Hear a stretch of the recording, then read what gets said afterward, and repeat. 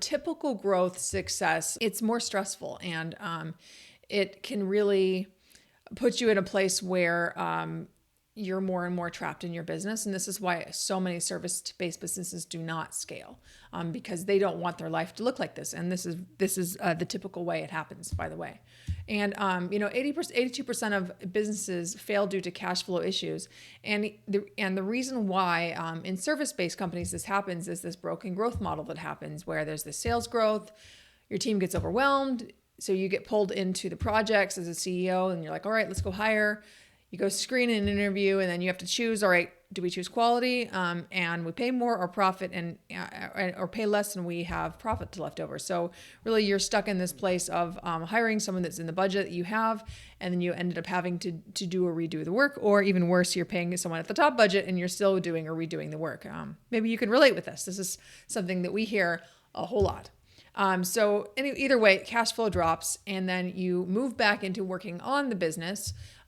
Your sales cycle catches up, and then the sales growth happens. So it's like this endless cycle that's keeping you trapped in working in the business. And while you can grow, it's like these peaks and valleys happen as you're being pulled back working in the business, and it can be very stressful.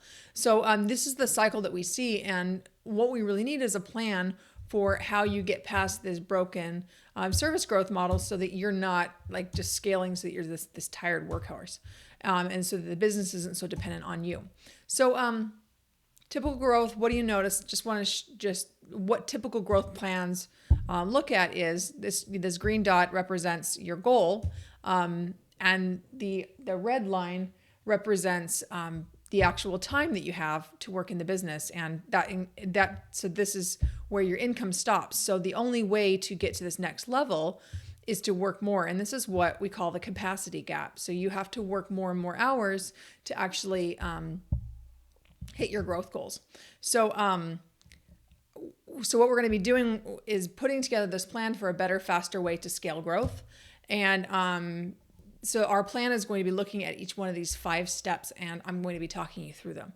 What I've just shared with you is just a small piece of what you can find in our ultimate roadmap to scaling your consulting agency. If you go to handsoffceo.com/roadmap, you can download that and a bunch of other goodies. We also have a fantastic podcast called the Hands Off CEO podcast that you can find pretty much on any podcast player. I'm not sure all of them, because my team is the one who produces it and makes it all magically appear in the podcasting world. Go to handsoffceo.com/roadmap. You can download this roadmap, and has all sorts of other great tips around scaling your consulting services, and uncovering 3 hidden barriers to creating more growth with less reliance on you as the CEO.